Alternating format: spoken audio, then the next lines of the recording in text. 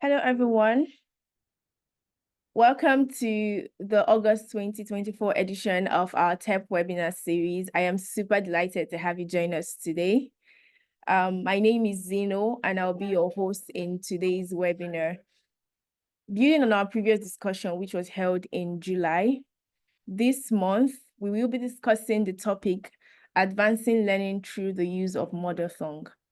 In our previous webinar, which was held in July, we discussed using assessment data to inform instruction and support student growth.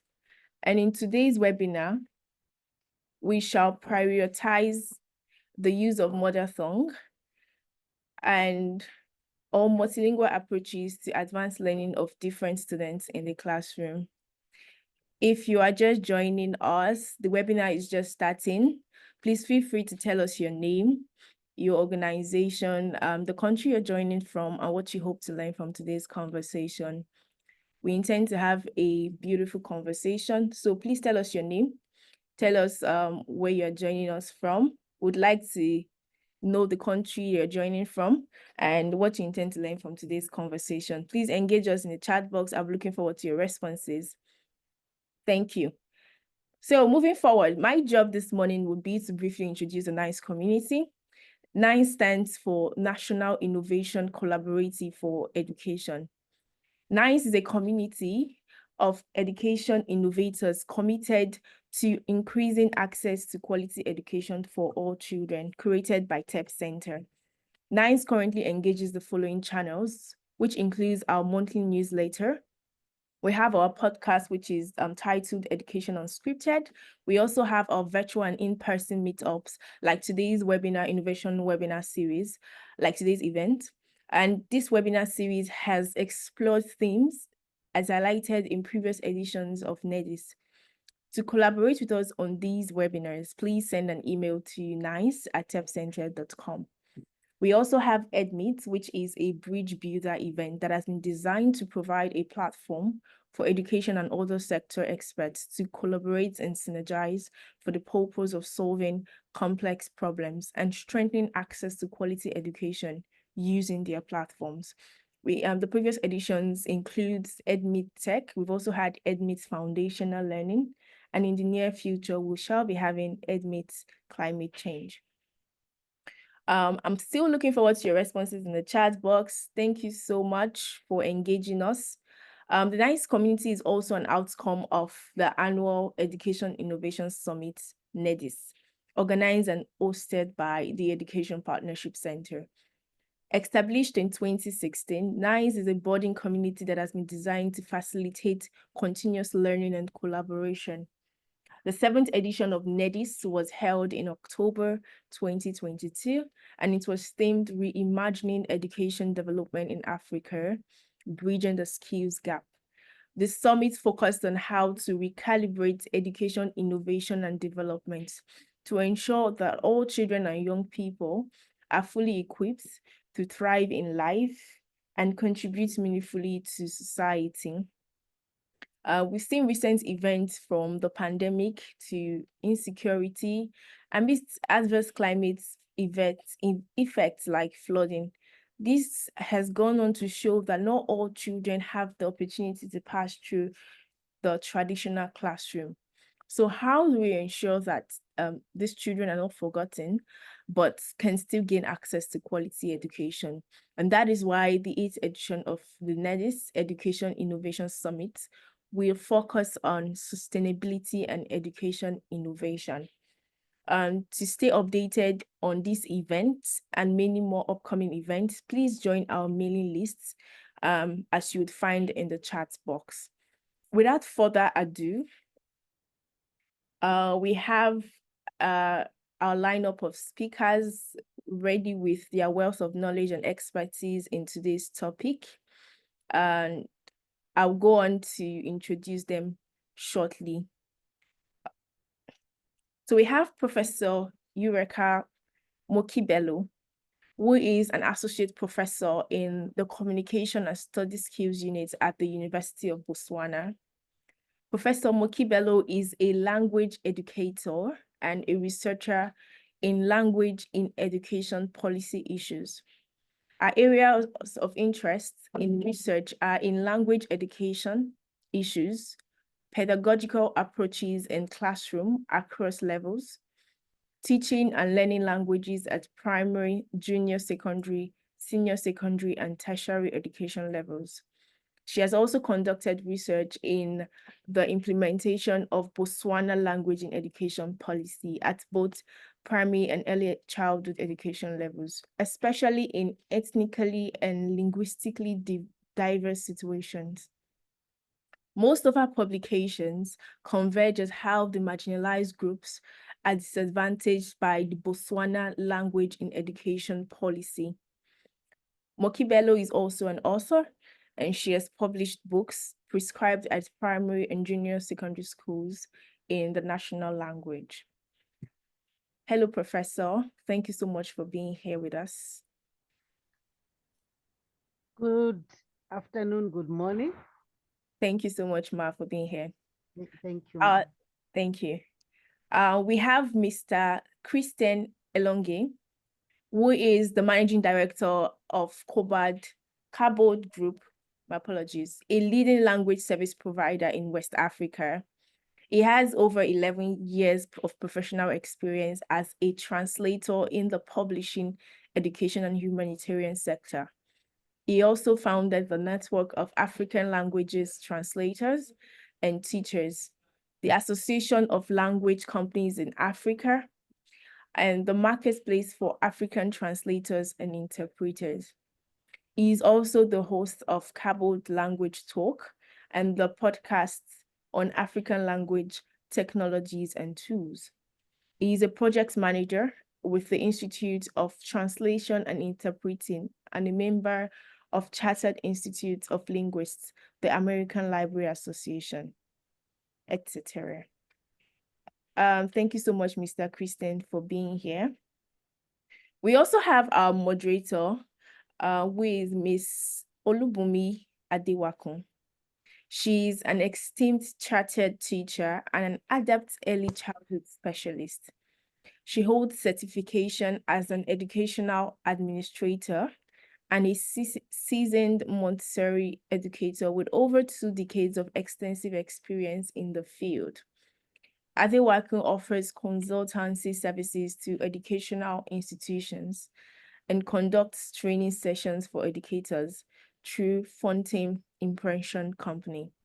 Our expertise has been instrumental in capacity development for teachers across numerous nursery, primary, and secondary schools. Our influence extends beyond individual schools as she actively engages in mentoring and training teachers and school administrators on various platforms. Thank you so much, Ms. Olubunmi, for being here with us today. It's a pleasure to have you. Before we go on, thank you so much, Ma. Before we go on, I would like to announce that we are currently live. Kindly invite your friends, your colleagues, because it's going to be an insightful conversation. Take a moment or two, go on your social media platforms and type "we are live." Let's get the links going, guys. Thank you so much. Hello, Miss Olubunmi. Thank you so much. Back to you now. Thank you for being here. Okay, thank you so much, Zeno, and thank you for the good synopsis you've just done. Well done, good job. I want to say good morning, good evening, good afternoon, whatever the time is in your zone. It's a pleasure to be here to moderate this this month's edition of this webinar. I'd like to say, I'd like to greet the professor who's in the house already, Professor Mokibelo. It's exciting to have you here. Welcome, ma'am. And also our second speaker, our second panelist. You know, when I looked at the theme, or better still, the topic for this discussion, advanced learning through the usage of mother tongue, I got very, very inquisitive about it because about a month ago, I was in Kano State. I was in Kano State to present a paper. Kano State government had an education recovery conference. And the use of mother tongue was one of the papers that was presented by the participants. And there was this talk back and forth. And So I'm very curious, and I know the participants are also curious this morning to learn about especially being an early childhood educator, where I work with children between the ages of 0 to 7 years. So I'm very, very curious. I'm ready to learn, and I know we're going to learn a lot. So participants, you're going to kick the ball rolling right now. So your questions, prepare to put your questions in the chat box, and we attend to as many that we can attend to. So the theme for this year's African Union Summit was Educate and Skill Africa for the 21st Century, building resilient education systems for increased access to inclusive, lifelong quality, relevant, and learning in Africa. So we're here today to discuss key takeaways, particularly centering on how to put this theme into practice in different contexts on the continent, especially this continent, African continent. There's a lot when it comes to education. So with this context in mind, I'm going to start these broad questions as I welcome our panelists. Pardon me, as I welcome my panelists. So Professor Makibelo, I'd like to start with our introductory questions. So please kindly unmute your mic, ma'am. All right. So I'd like to start considering the fact that you're a language educator and a researcher in language education policy. I'd like to start with this question that I have here. So, ma'am, what's your analysis on the cognitive and cultural benefits of using a child's first language in early education? What's your analysis on the cognitive and cultural benefits of using a child's first language in early education? Over to you, ma'am, if you don't mind. Thank you, madam. You're welcome. And let me greet the other panelists and audience. This is a very important question that we have always been, pondering in conferences, in workshops, and in research. It is important that children learn in a familiar language or in mother tongue, because it is critical at the initial stages of learning. Number one, it closes the gap between home and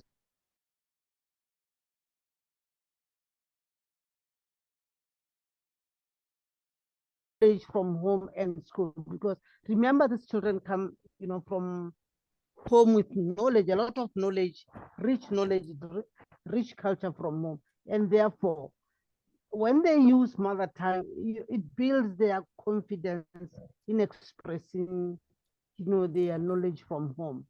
And again, mother tongue is very important again for conceptualization.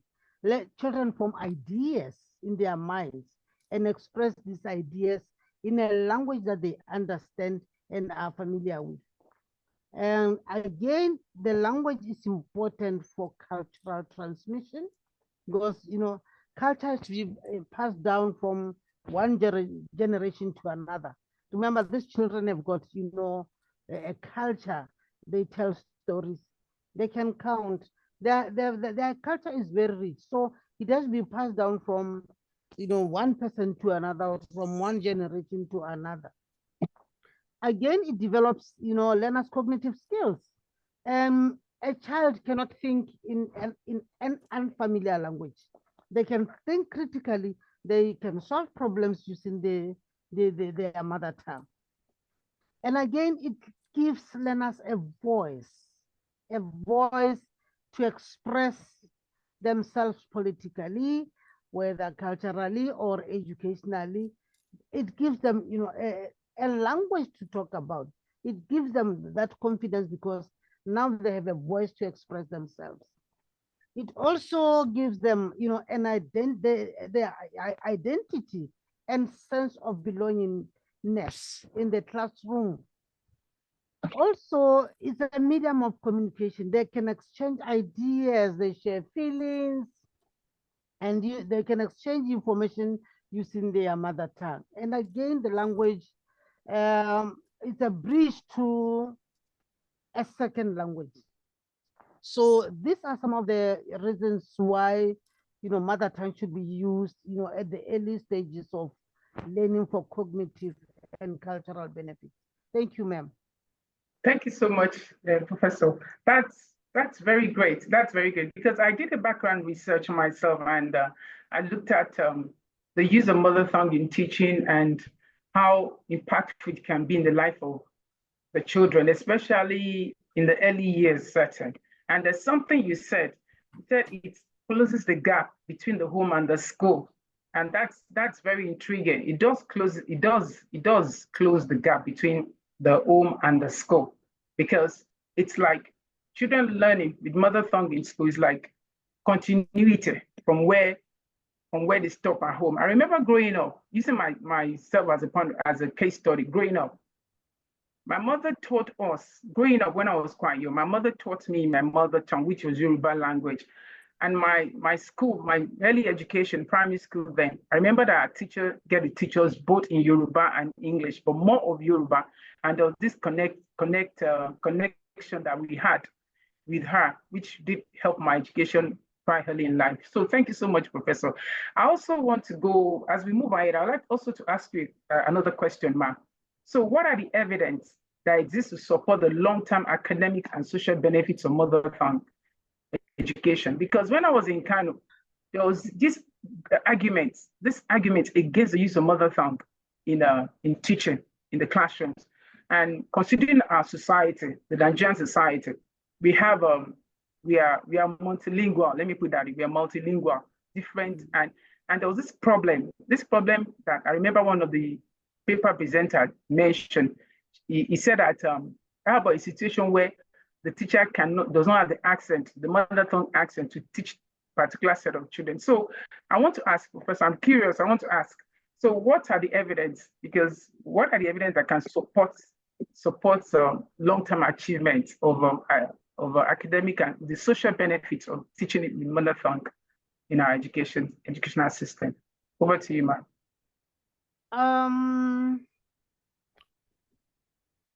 You know what? There has been some declarations that have been made by the UNESCO in 1953 on the use of vernacular languages at early learning. That's point number one. And most of the African countries have not been adhering to this declaration. We've been ignoring it. And again, every year on the 21st February, the world celebrates International Mother Language Day, established in 1999 in Bangladesh by UNESCO General Conference. But the question here is, if children are not allowed to use their mother tongue, what are we really celebrating? What is really the issue behind celebrating other people's languages than celebrating my own language, my own mother tongue? So what has been happening here in Botswana is that we celebrate, the international mother tongue through dances, through songs, but leaving out the classroom where it is very, very important for us to communicate in mother tongue, where the classroom now discriminates the student population to saying, here you cannot learn, these ones are supposed to learn in their national language. And again, UNESCO also has advocated for multilingual education based on mother tongue from early years of learning. Most of our African countries are multilingual. And we should accommodate and we should be tolerant that we are multilingual. This is the starting point. And we have now resorted to be monolingual. The reason being that we only want to worship and glorify only our what we call the national language, and ignore the indigenous language or mother tongue from other ethnic groups. And again, there's the World Atlas of Languages to preserve, revitalize, and promote global linguistic diversity and multilingualism. Although there is this kind of World Atlas of Languages, do we really revitalize our language? Do we really preserve them? Our governments are not, yet committed to preserve and revitalize or promote, this linguistic diversity and multilingualism in their countries. We are still far from this. And again, research shows that the importance of learning in mother tongue. By identifying problems where there is where mother tongue is not used. For example, the issue of language barrier. Children are not learning. They just sit in the classroom from January to December without effectively or efficiently learning taking place. You'll find that those classrooms are characterized by silence, and there's also high school dropout at early learning, because learners find no reason to sit in the classrooms without benefiting from the education system. And again, there's also the teacher frustration. The teachers fail to deliver. Why? Because in most cases, teachers who are posted to this remote and rural areas do not speak the children's language, and therefore there is always communication breakdown. There's barely any learning taking place in such circumstances, and therefore it makes the teacher to be a failure right from the word go, because they cannot deliver. And again, inappropriate interventional strategies have been used, such as cleaners, cooks, and even teacher aides who have not been even trained to use mother tongue. And then she officers, I remember during the COVID pandemic, some of the she officers from outside will be called in to come and interpret and translate. But the issue is, what are we saying? Are we saying anyone can teach? Teaching can be done by people just you just get from all over the place without training them. We need professional trained teachers to to teach.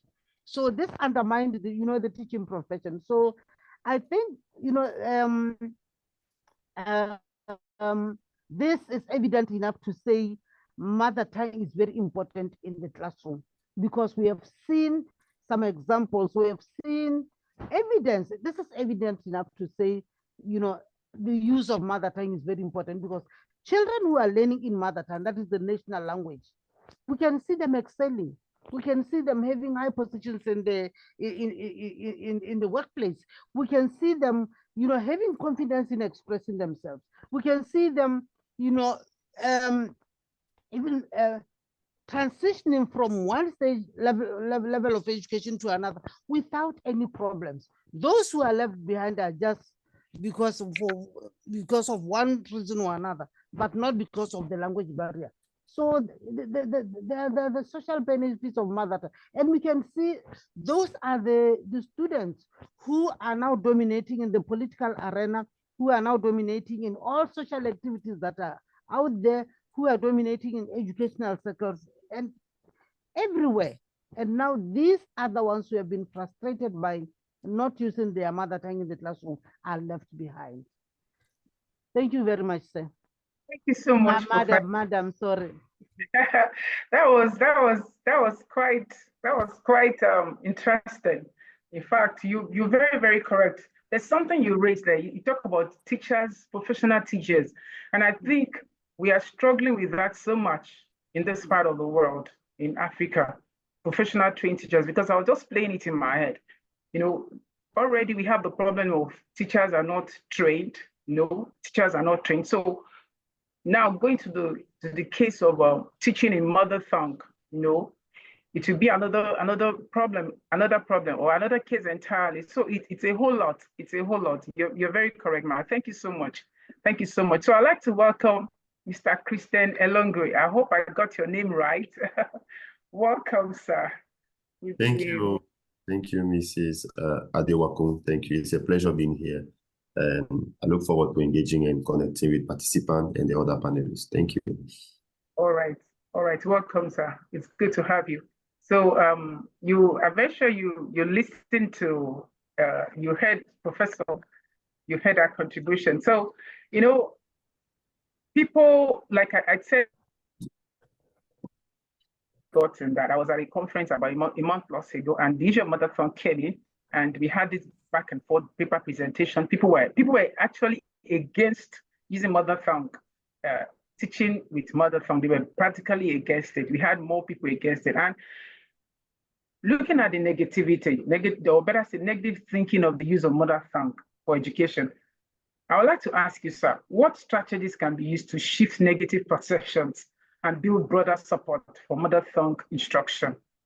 You know, looking at the backlash, if I can use that word, the backlash concerning the usage of mother tongue in teaching. Over to you, sir. Don't mind. Yes, thank you. So I believe that if you want to shift perception about the need and use of mother tongues in teaching, it's important to go back to motivation. You know, we all know that any behavior, any action is driven by, you know, the way of thinking, our thought patterns. So if you want to see people more interested into learning African language or using it into instruction in the educational curriculum, we need to identify at the root, why do people not that much enthusiastic about that idea? Is it because of the limitations? Is it because of the obstacles that comes into play when it has to do with the implementation? And also, those languages for which they are advocating that we should continue using them in the educational system, which is basically the colonial languages that we have, like English, French, Portuguese, Spanish, and Arabic. You know, what benefit do they see in it? Because if we are able of connecting the benefits that are associated with colonial languages with African languages, then the shift is possible. So what I'm saying basically is, if when we look at what are the motivating factors for people to gladly speak English or even correct English and to be proud of it, it's usually because of the privileges or the status that that language has, the power that it brings, the opportunity that it attracts. So it's all about also enforcing those same opportunities to our local languages so that people will be willing to also learn it and practice it, starting with the education system. So, for example, we all know that one of the biggest motivators behind the use of English, one of the reasons why many people, for example, I'm here in Ghana, why many people will leave their country, come to Ghana just to learn the English languages, is usually for economic purposes. Like there's an economic motivating factor behind, which means that if we are not able of increasing the economic value or the perception of the economic value of our African languages, it will be difficult for people to be willing to learn it, you know, at the level of the school curriculum. So what can be done, therefore, for us to do it is simply enforcing the existing policy about African languages and increasing their relevance in the daily practice of citizens. So, for example, I'm from Cameroon, and I've been in Ghana for 7 years. And I just have the basic of Chui. Why? Because being in Ghana, I'm still able of communicating fluently and doing business with English.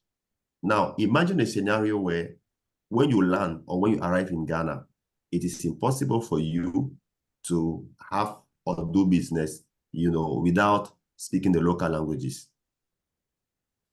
Then the learner will realize that there is an economic reason why he needs to speak the language. That language will help him gain money. That language will help him do business, you know, and it can cause him to be willing to go through the studious and, you know, process of learning the language, no matter the age at which we are. You know, the reason why many parents are discouraging their kids of maybe speaking the local language, because usually they don't see the future advantages that it can bring in terms of money or economic value, you know, or prestige. Usually those languages are still being restricted to the community level or to the family level, you know. But when we move out of this level at the national level, it's quite difficult, you know, to see their value.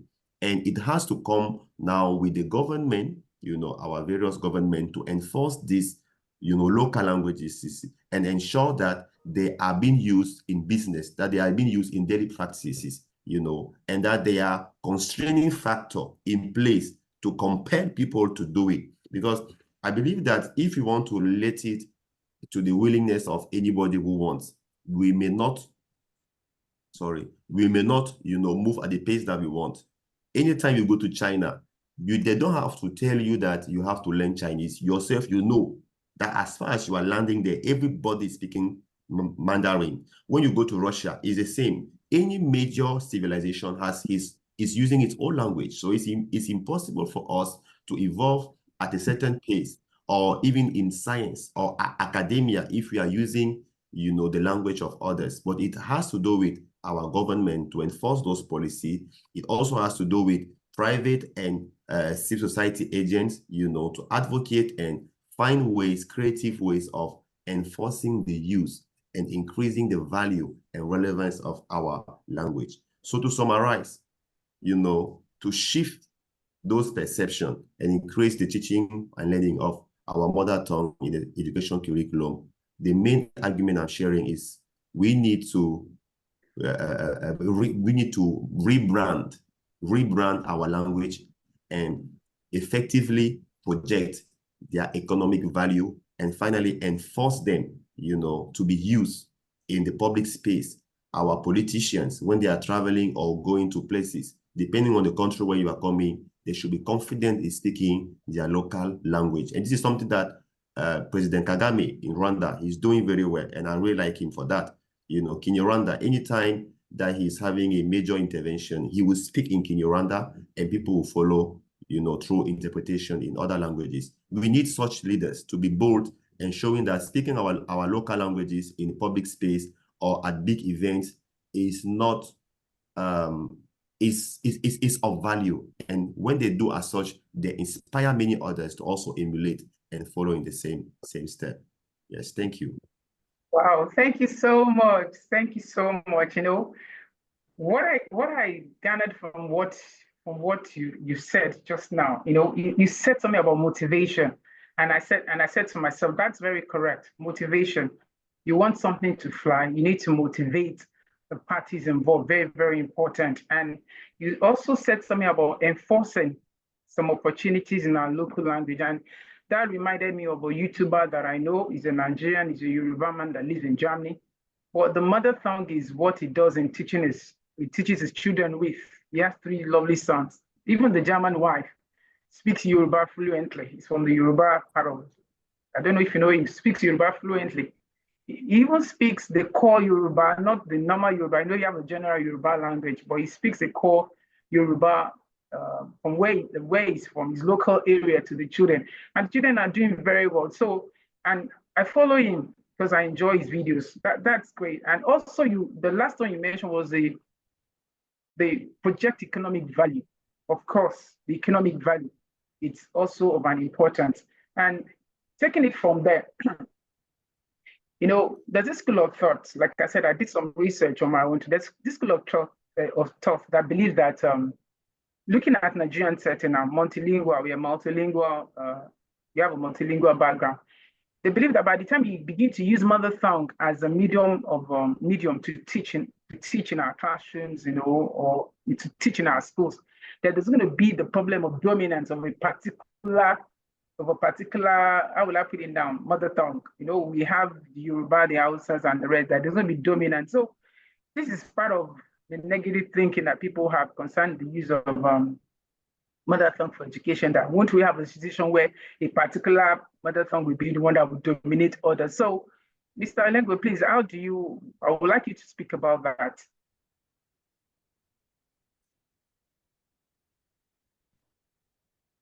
Hello, sir. Mr. Alengwe, are you with us? Okay. Mr. Alengwe, did you hear my question? Sorry, I didn't know you were calling me. The name is All right. Elonge. Elonge, okay, I'm sorry. Yes. I'm sorry. Or you can just say Christian. Okay. Sorry. I thought you were calling someone else. Mr. Elonge, yes. So dominance, the dominance of one mother tongue over the other in teaching in schools. How do you, because it's part of the negative thinking that people have concerning the use of mother tongue. So what would you have to say concerning that? Yes. I see it basically as, the same principle. What is the root? Why do people see it that way? Because in life, it's all about perception or perspective. Why do people think that or have concern or fear that one language can take it over or dominate?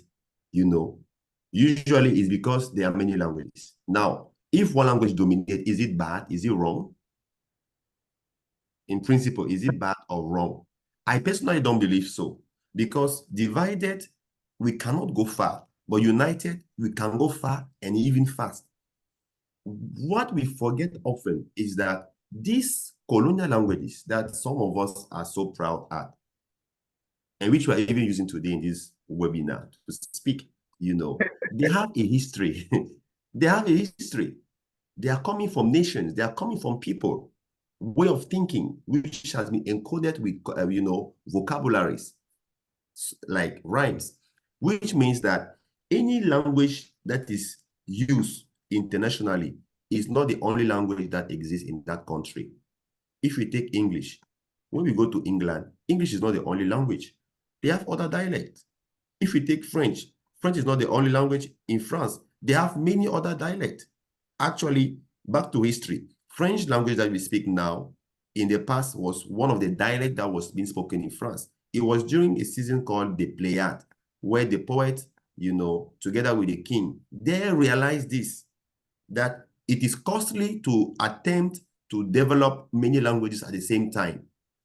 So they choose one to be the lead, which was French, and what we call today French, and they choose poetry, and culture as the main instrument of communicating or, promoting that language. And this is how they use the teaching and learning of the French language was widespread. At the moment it was being done, there were many other languages existing in France. But the king said everybody will follow this. The thing usually is that we have this wrong perception, this attempt of always doing everything with democracy. Democracy is not something that always works. There are contexts in which it is effective. We cannot promote all languages at the same time with limited resources. All of them will not have, and also in terms of terminological resources, linguistic tools, pedagogical resources. Not all of our languages have the same level of advancement. Some languages have already, well-established dictionary, well-established resources for teaching, for learning, and many others. Some other languages don't have it. So if a government would like to implement, all of the same language at the same time, it's going to be more costly. So I strongly believe that when it has to do with our mother languages, those fears are just the result of selfishness. Just a result of selfishness. It's like people are just thinking about themselves. This is my language. They don't think about the common interest, the common world. They don't think about what we are missing, what we are losing when, no language at all is being promoted. Because at the end, when no language at all is being highlighted or celebrated, who is benefiting? It's the language of the colonial master. Because at the end, we'll keep on using it, reading in it, doing business with it, and they keep on growing. And we keep on, missing a lot of value in terms of innovation. A lot of research have been made to show how the more someone thinks in his own language, the more creative he is. Check Antajo, one of the very important historian of Africa, has realized that any students that he was observing who was using Wolof to learn mathematics was enjoying mathematics and understanding it very quickly and easily, because it was the language that he was dreaming and reasoning with. But anytime that same mathematics was used to teach, in French, the same student was struggling. So one of the reasons why STEM education is not that, widespread in Africa is the language of education. So why not use one language which everybody can identify with and promote it across the whole country, across the whole nation? So for example, if you are coming to Nigeria, what prevents Nigeria from using Yoruba and say that from today, Yoruba is the national language of Nigeria? Everybody, whether you are from the north, south, east, or west, will speak Yoruba. They concentrate all the energy in it, making sure that everybody can speak it. Now, it does not mean that when one language is put at the forefront, the other language will be neglected. No, that's where language policy comes into place. So with the language policy, we put emphasis on one that everybody will adopt. And now at the regional level, like I think in South Africa, where they have 11 local languages, at the regional level, the language. So for example, most languages are dominant in one region of the country. In that region, the education system could be designed in such a way that that local language is used in that region. So it means that if you move from the north to go, if you move from the east to go to the north, when you get to the north, you will learn Hausa because that's the dominant language of the region. So you schooling there, you will learn that language.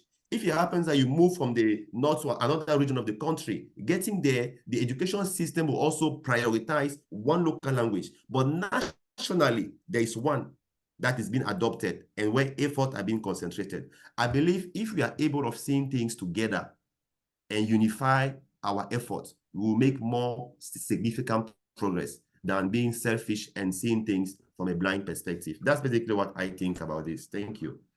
Thank you so much, Mr. Christian, for my mother your second. That's a beautiful one. Language policy. Very, very interesting. Language policy. I love that. Where you have at the national level, one language, but at the regional level, you can have the regional language having dominance at the regional level. And when you move from one region to another, you can learn the language of the region. And that's a beautiful one. And also like the example you gave, where students understood mathematics better in Wolof language, but when it comes to French, they have difficulty. That's beautiful. Thank you so much. Thank you so much for your contribution on that. Now, I'd like to go to Professor Mokibelo. Over to you, ma'am. You know, you said something when we started, when you started talking at the beginning, talking about the benefits of usage of mother tongue in teaching. And you talk about there's something you said. I wrote it down. It says it develops the cognitive skills of the learner, especially in the area of critical thinking, problem solving, and creativity. So standing on this, I would like to ask, from your word of experience, ma'am, or your knowledge, what are the best practices for gradually introducing additional languages in a way that builds on the strong foundation provided by mother tongue instruction? What are the best practices? The question is for Professor Mokibelo. What are the best practices for gradually introducing additional languages? Just like Mr. Christian said right now, talking about having a regional language in a particular region. So what are the best, engage with introducing additional languages that builds on the strong foundation of provided by the mother tongue? Thank you, ma'am. You're welcome. Yes, first of all, I believe we should have trained teachers. Okay. Trained teachers and trained teacher aides in the classrooms who speak the children's mother tongue. We have heard stories, and research also indicates that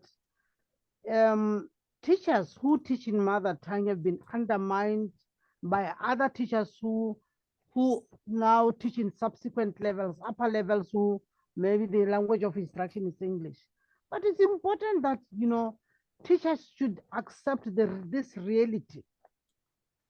And we need to have trained teachers in all these indigenous language, in some of the indigenous language, because it cannot be all of them, so that they can, you know, deliver in these classrooms. They can, you know, make teaching and learning happen in these classrooms. So as far as I'm concerned, if we don't have trained teachers, for example, I'll just give a, you know, Botswana situation. We don't have trained teachers in San languages, and there are about 16, 17 San languages in the country. And in most cases, well, when we move around in these rural and remote areas, you find that some of, you know, most of the children who are disadvantaged are children from this ethnic group, the San. And again, we can have an immersion, you know, bilingual programs that provide a rich linguistic environment where mother tongue is spoken naturally and consistently. So if that is the case, and until even, you know, a later, you know, stage, not only exiting after a year or two, this immersion should go up to say, you know, even primary school level, where we can have, you know, the mother tongue and the target language, whether English or whatever, being, you know, used simultaneously. And again, we can, you know, contextualize learning, introduce concepts in the context of real life situation, contextualizing learning to cultural practices and students' experiences. If we can contextualize learning to their background and history, I think this, you know, learners can benefit, you know, from the, you know, the use of mother tongue. And again, you know, practice reinforcement, the use of songs, rhymes, games, or interactive activities that can help students, you know, grasp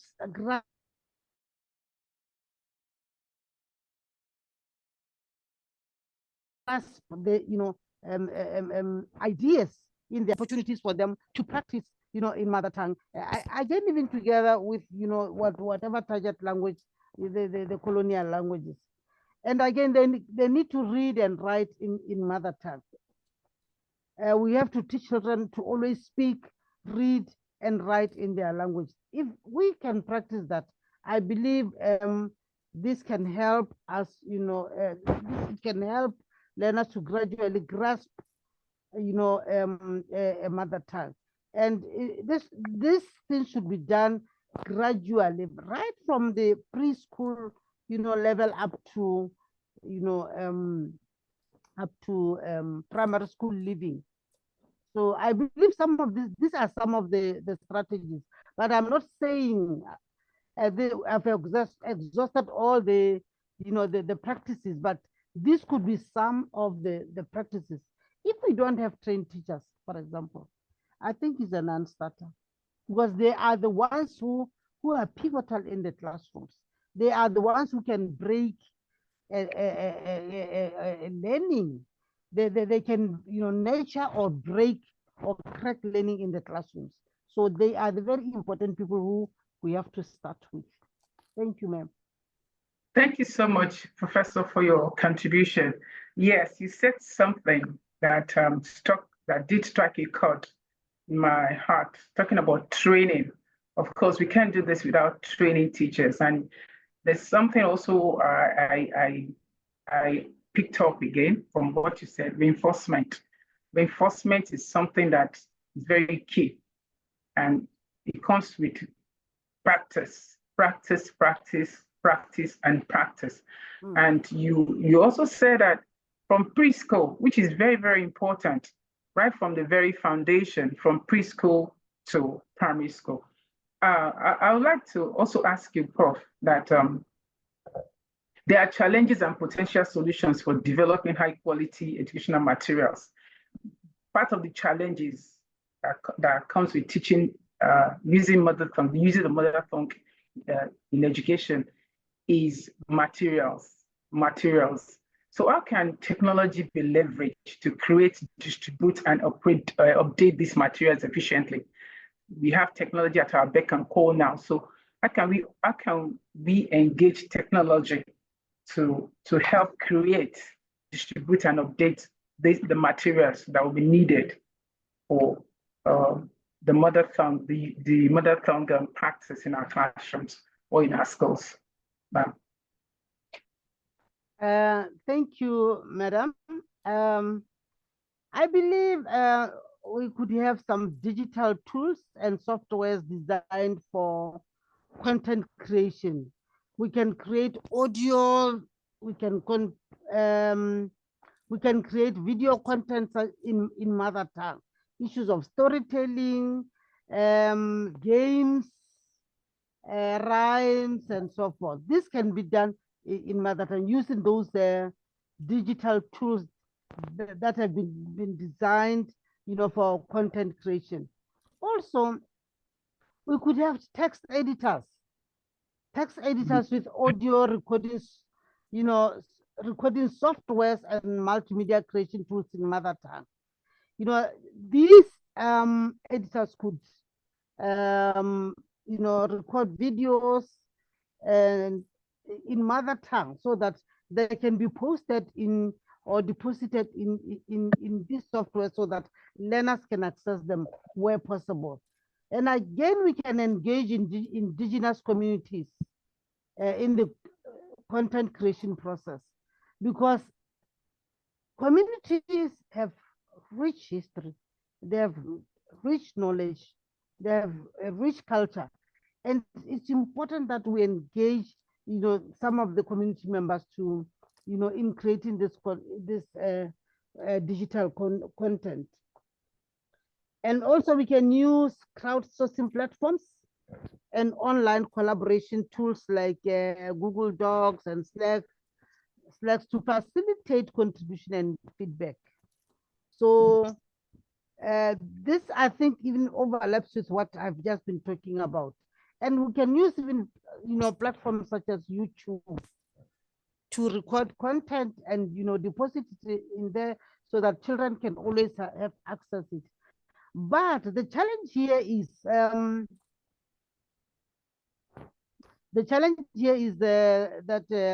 in some of these remote and rural areas, there's no internet connection or network connection, and therefore it might still be a challenge to use some of this technology. But maybe continue again with the technology issue. We can establish online digital libraries or repositories where educational materials in mother tongue can be stored, accessed, and updated. We can also develop educational games and interactive tools in mother tongue. I believe, like I was saying, the communities, they are aware of the games that can be used for teaching and learning. We can always, go out to them and source out these educational games and, use them as interactive tools in the classrooms in mother tongue. I've already talked about gamification, the use of games that can make learning more engaging and effective. Students, because this can help students to practice language skills in a fun and interactive way. We can also implement systems for collecting feedback on the effectiveness and relevance of the material. So there are some, softwares or tools that can, help us, keep on reflecting, collecting feedback on the effectiveness and relevance of this technology in mother tongue. Again, we can have, the use of animated characters and interactive CD-ROOMs for content packaging. So, like I say, even though the list is not exhaustive, these are some of the, the technology that we can use in the classroom. But the critical thing is we should engage the communities in creating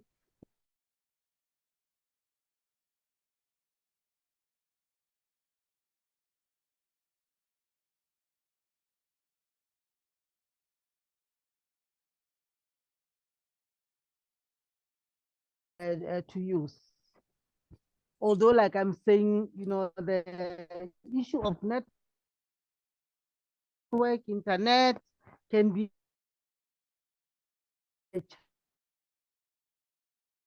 all this technology. We have teachers again to use this technology, because some of the teachers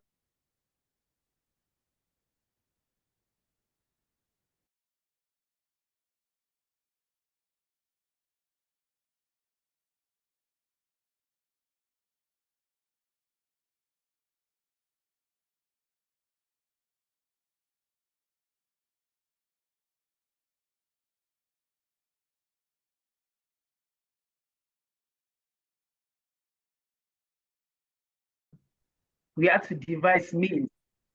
We had to devise so many means by which our students can learn. And we came up with quite a number of them. Yes, you mentioned the rural areas. So I know that concerning this topic, the rural versus the urban setting, there's a gap already. But like you said, there are other ways, other means we can devise to learners or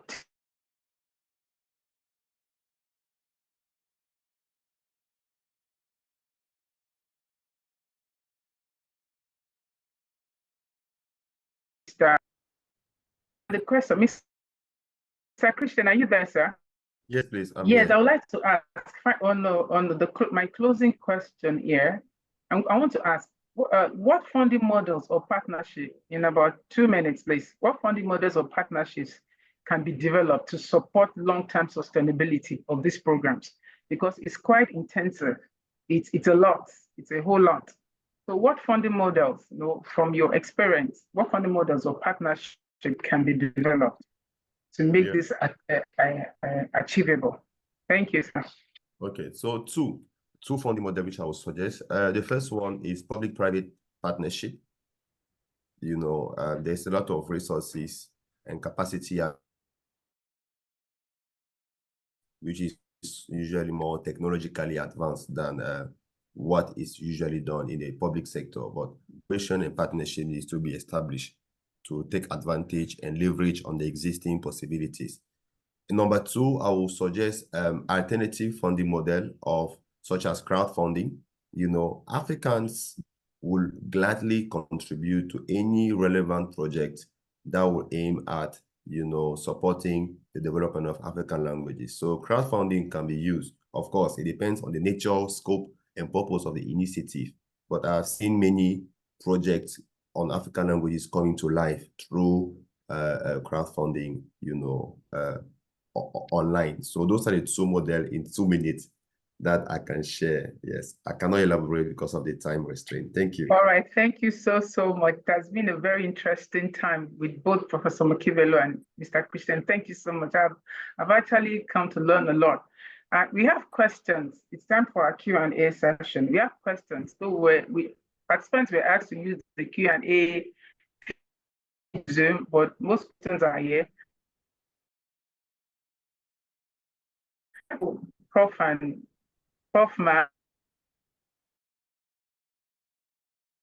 answering the question.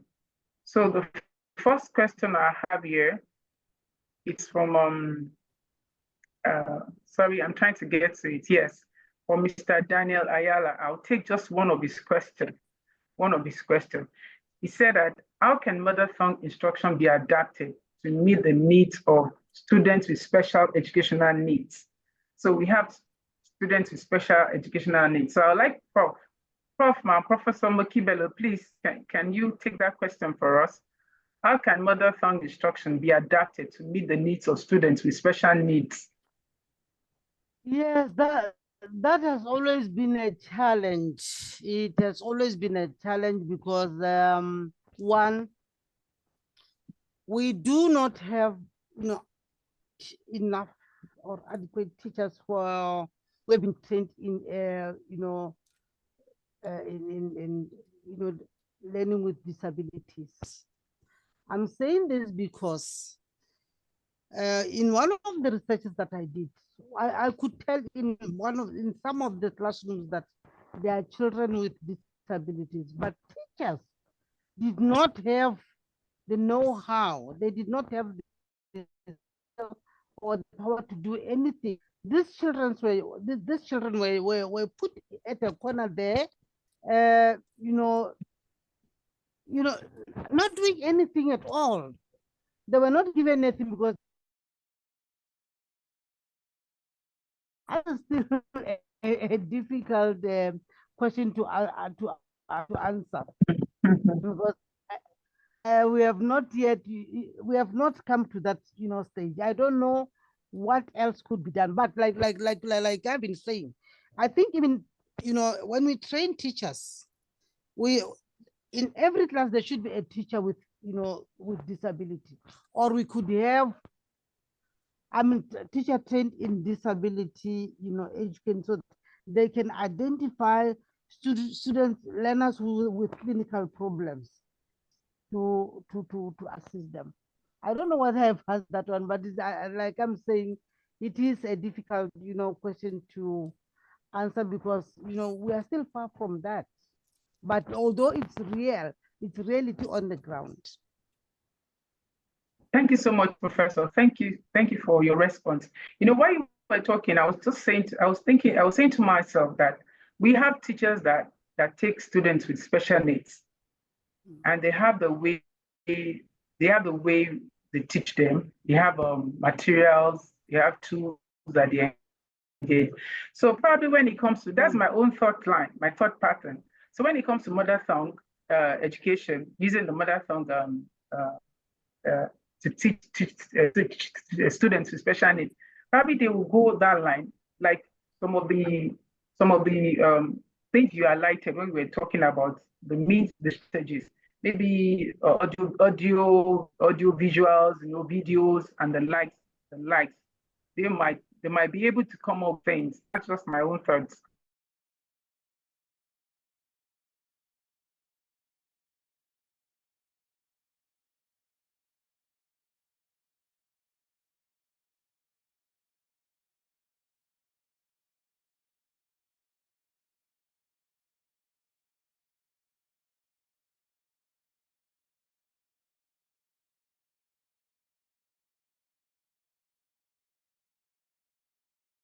Academy that is in Yes.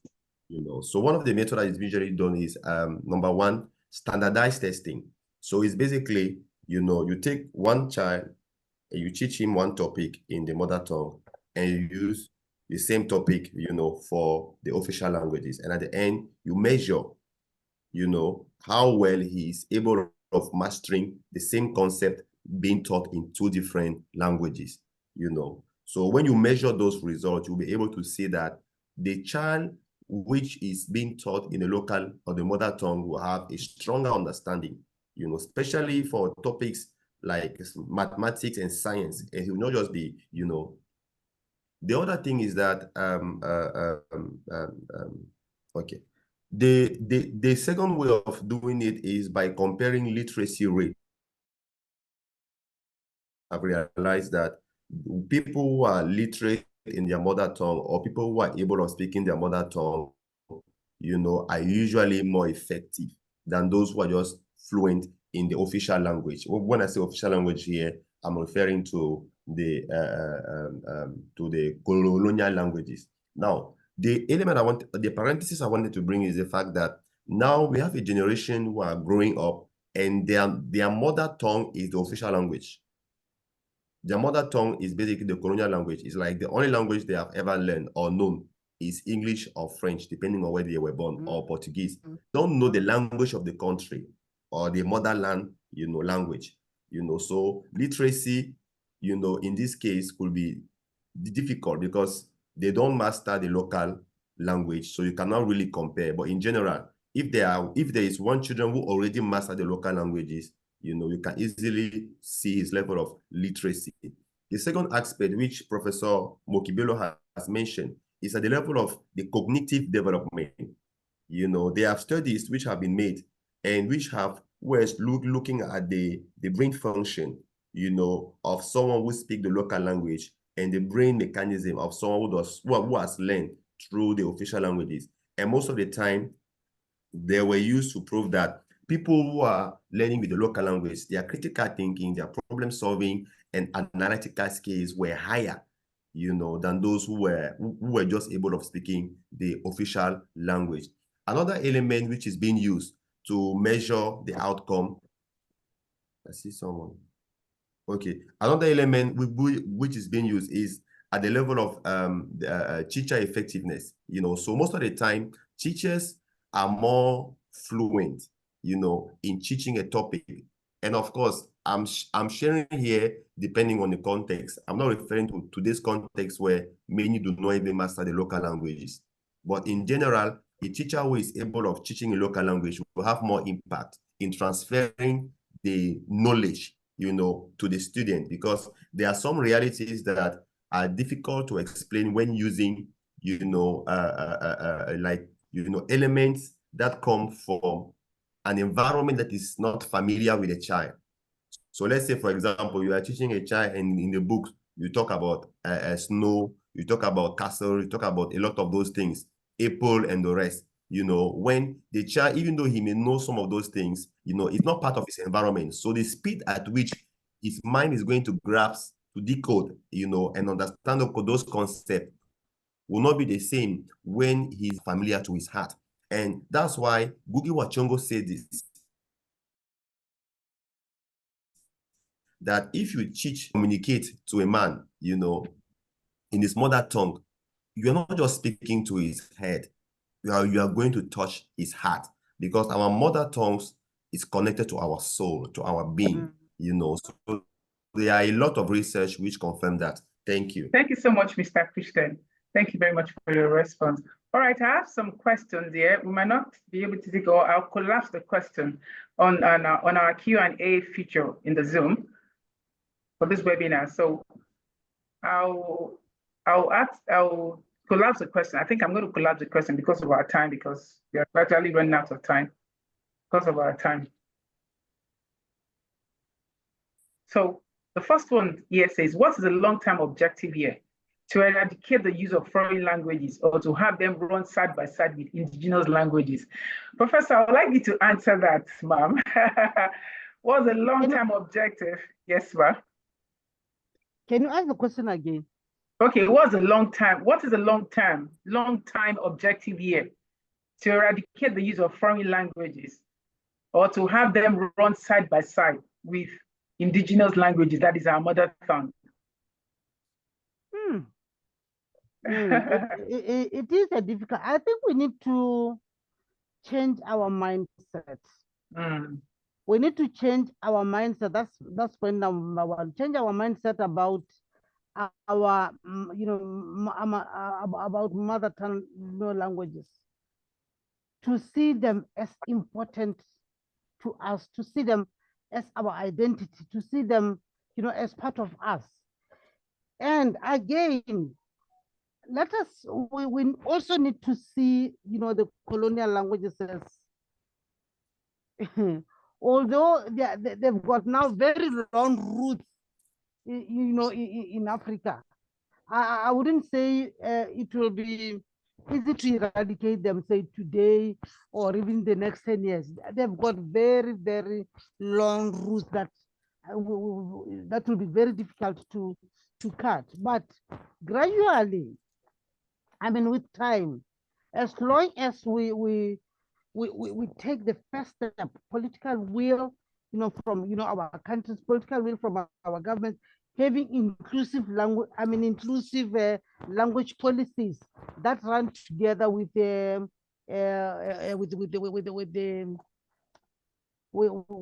foreign languages. I think at one point we shall get there.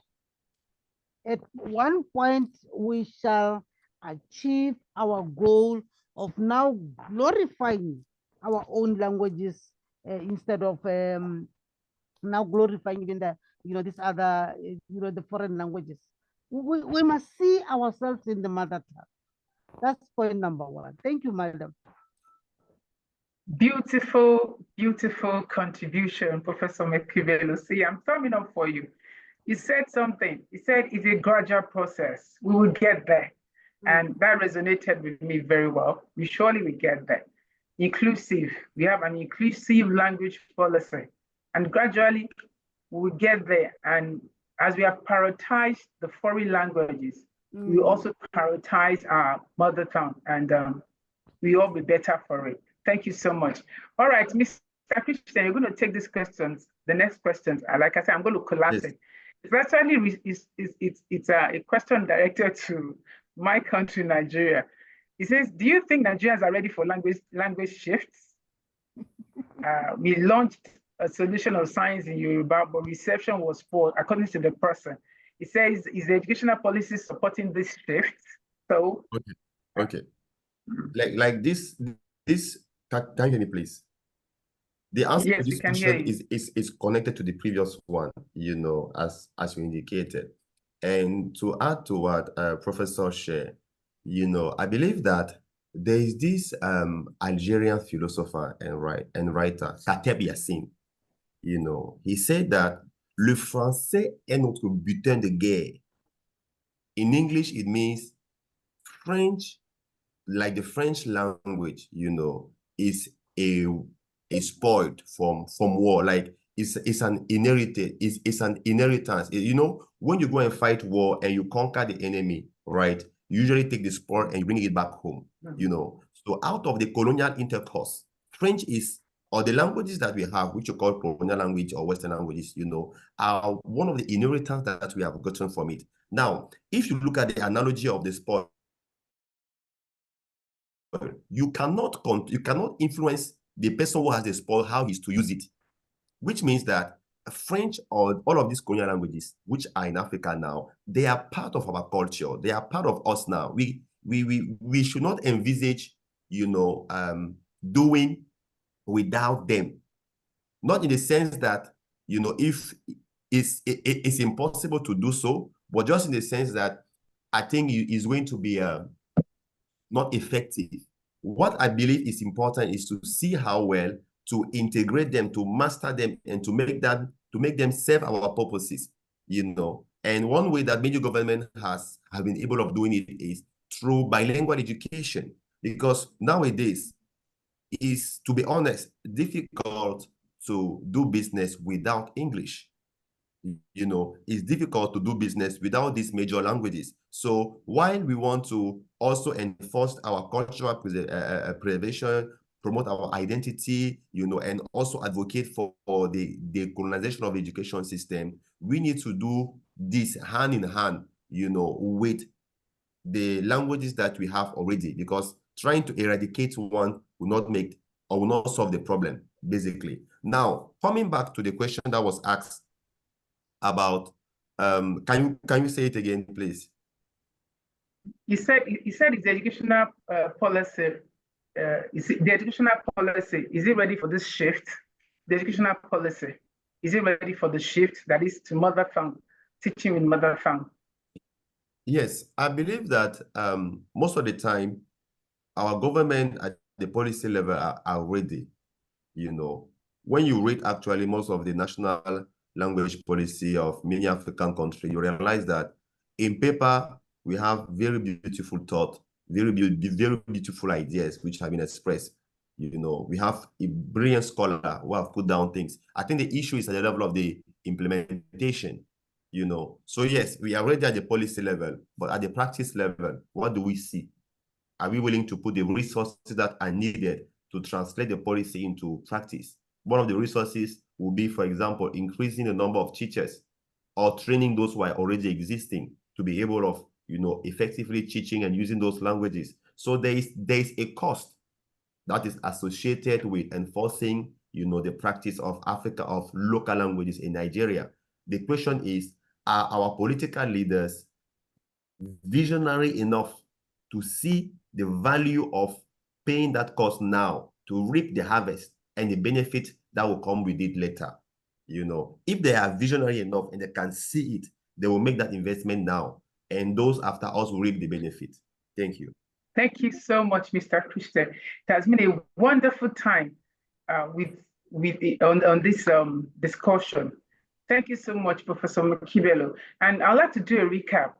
But I'd like also to thank the participants for their time here this morning. The recap, of all of this that we've been talking about is teaching in mother tongue builds the child's cognitive skills, makes them build their critical thinking skills, makes them creative, and there's this connection, helps them to connect. And at the end of the day, they are better for it. Talking about self-confidence, talking about self-esteem, talking about being able to go beyond their environment, being able to do so much for themselves. And Mr. Christian spoke extensively about motivating teachers to be able to come on board and take on mother tongue as a tool for teaching in classrooms. And he also spoke about the financial benefits at the end of the day. And I like the way he ended, the way he answered the question he answered. He said, our political leaders, are they visionary enough to see into the future the benefits of teaching in mother tongue, which is very, very correct. And I would like to end it by quoting Nelson Mandela. He said, if you talk to a man in a language he understands, that goes to his head. If you talk to him in his language, that goes to his heart, because there's a connection. There's a connection. He's able to connect. like Professor Mokibelo said, from home to school, you bridge the gap. So teaching in mother tongue, I must say, it's very, very essential, very, very essential, and something we must begin to embrace. Our government of our nations, they begin to embrace and put every tools in place, every strategies in place to be able to accomplish this. And at the end of the day, we also will be better for it. Africa will definitely be a better continent. I want to say a very big thank you to Professor Mokibelo. Thank you so much for your time, and Mr. Christian. Thank you so much, and also thank you to our participants for coming on board. And I'm very sure that we have learned a lot from this session. All right, over to Zeno now. Wow, that was such a powerful session, and the conversation was truly insightful. Thank you so much, everyone that has joined us today. And I think for me, the professor's words especially stayed with me about how we, first need to change our mindset, and we need to see our language as a part of us. We must see ourselves in the mother tongue. If you know that you learned something today, something transformational, please drop a fire emoji in the chat box. Let's thank our speakers. If you know you learned something today, please drop a fire emoji in the chat box. In fact, let's not just do that. Type something specific you learned today. If you know that you took something home from this conversation, I would love to see your reactions. Thank you. I see you all. Thank you all so much. They've done an amazing job.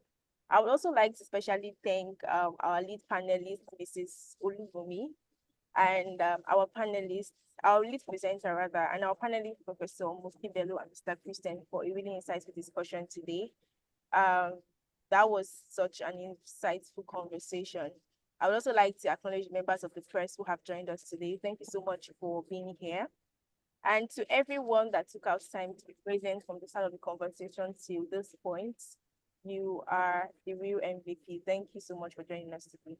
You can learn more about our work and all of our upcoming events if you follow us across our media platforms.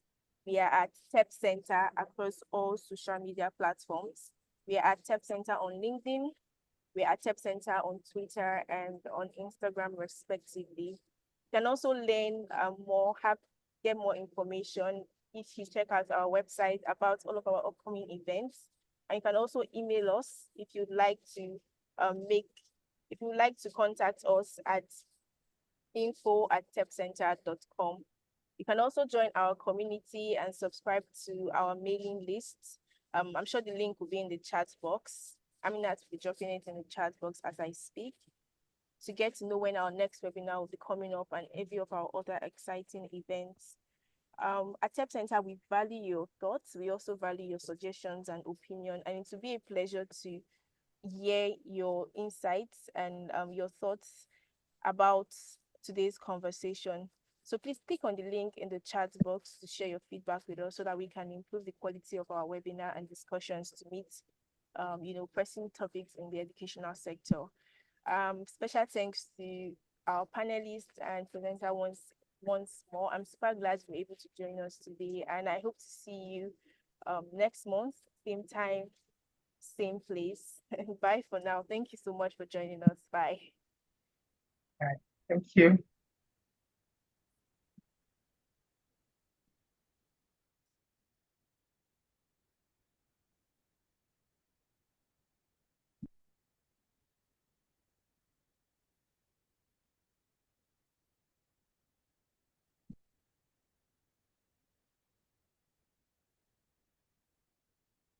So does it mean we can now leave?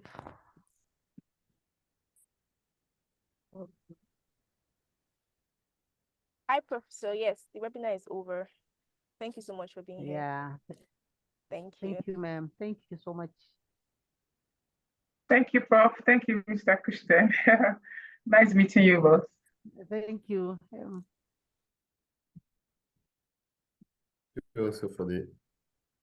Thank you also for the invitation. I enjoyed the conversation. Yeah. I did too. Are you on LinkedIn? I'm going to look for you on LinkedIn. I'm Prof too. I'll look for you both on LinkedIn. That's good. Okay, bye. Thank Have you. a wonderful day.